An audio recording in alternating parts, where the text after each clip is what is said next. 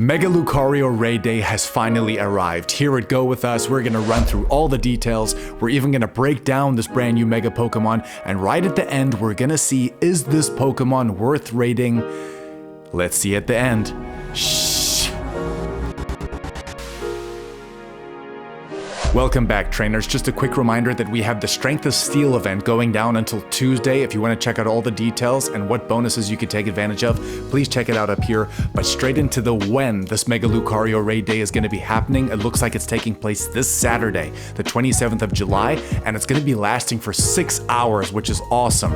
From 11 a.m. right up until 5 p.m. local time. Straight into the bonuses. Something that's very important that we're going to mention right now is trainers, you need to get down to a downtown area where there are a lot of gyms, simply because in the 6-hour time frame, Mega Lucario is going to be spawning everywhere, so it's very important to try and take place in as many raids as possible. And the great thing that comes with this is that when we defeat a Mega Lucario raid, we can get an encounter with Lucario, and that Lucario is going to have a 1 in 10 shiny chance.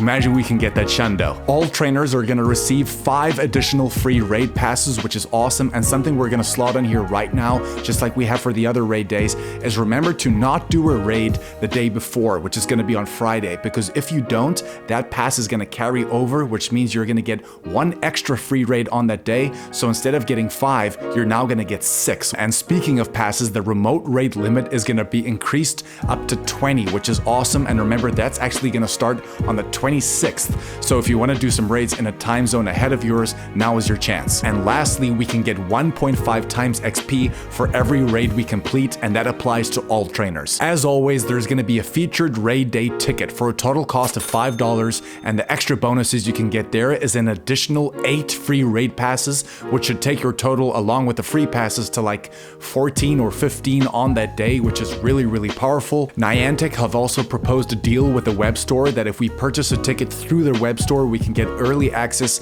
to the Lucario mask. So that is something you want, go that route. We haven't seen this in a while, but every Lucario that we catch from these mega raids is gonna know the fast move, which is gonna be Force Palm. Force Palm is gonna do 9 damage in gyms and raids, and in trainer battles it's gonna do 13. Trainers can get 3 times more XP when completing these Mega Lucario raids, along with the fact that we can get 2 times Stardust when completing these mega raids. We can also get an increased chance of receiving rare XL candy when completing these raids, and to finish off, we can get a guaranteed rare XL candy when completing these raids too. Which brings us now to the breakdown of Mega Lucario. Always when we break down a Pokemon, the best thing you want to do is start with his base stats. It has a max CP of 4325 and attack value of 310, and we're gonna stop it right there. Any attack value on a Pokemon or a Mega Pokemon that's over 300, you already know as a banker that this Pokemon is gonna put in serious work. It has a defense of 175 and a stamina of 172, which is solid. The fast moves it has access to is gonna be Bullet Punch and Counter, and the charge moves it has access to is Flash Cannon, Shadow Ball, Thunder Punch, Close Combat, Blaze Kick, Power Up Punch, and Aura Sphere. We're gonna stop right now at Aura Sphere because I can officially tell you that this is definitely gonna be the premier, and it is the best DPS attacking move on Mega Lucario, and as you can see, it takes it to above 24 points on the DPS chart. But now is the time to move on to those 100% IVs. When we defeat Mega Lucario, we're gonna get a Lucario encounter, and that non-weather boosted 100% IV is gonna be 1544, and the weather boosted 100% IV is gonna be 1930, and remember that is gonna be in cloudy or in snowy weather because of its fighting and steel typing. When discussing a counter guide, it's always best to start with the Pokemon's weaknesses. In Mega Lucario's case, it is weak to 3 different things: fire, fighting, and ground. From there, the best thing to do is to determine how many trainers are going to be needed to defeat this raid. As we can see on Pokebattler, it looks like we're only going to need 1 trainer, which is awesome. So I would suggest use from about 1 to 3 trainers. Remember to use that party play feature because it's going to power up your Pokemon even more and make it even easier to take this Mega Lucario down. That is the best thing you could do, but moving straight onto the counters, the best Mega Pokemon you could use is going to be that Primal Groudon with the Mudshot and Precipice Blades. You You could use Mega Charizard with the Fire Spin and Blast Burn. You could even use Mega Blaziken with Counter and Blast Burn. And you could even use Mega Garchomp with the Mud Shot and Earth Power, so a lot of Megas there. The best Shadow counters are going to be the Shadow Groudon with the Mud Shot and Precipice Blades again. You could use Shadow Ho-Oh with Incinerate and Sacred Fire if you have that move.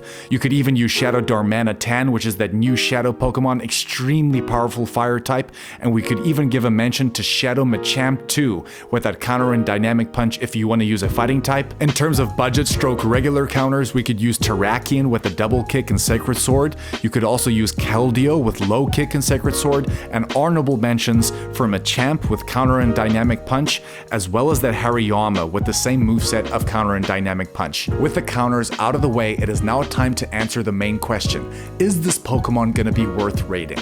And a very, very simple answer: yes, a massive yes, and the main reason why is look at the rankings. Let's start in the Steel type. As you can see in the Steel type category, with that Flash Cannon as the main Steel move there, you could see that even though Flash Cannon isn't necessarily the best Steel move to use in raids, it still makes the 11th spot. And I believe as time goes on, if it gets access to another Steel type move that's maybe a 2-bar charge, this could really increase the placing. But now we move on to that Fighting type category.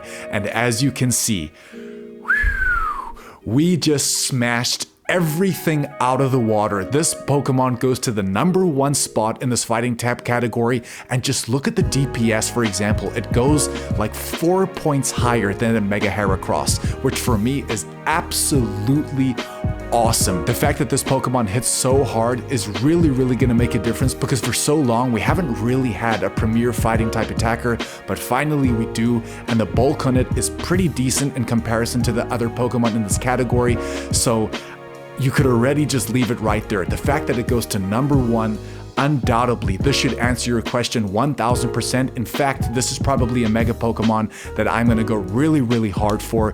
So yes, guys, that is gonna be it. That is your counter guide. Mega Lucario is gonna take the best spot in the Fighting type category, which means it is one of the best Pokemon in the game. We hope that answers your question. Remember to check out that video for the Strength of Steel event. We love you guys, appreciate you, and all the support. Go with us, and we'll catch you on the next one, baby.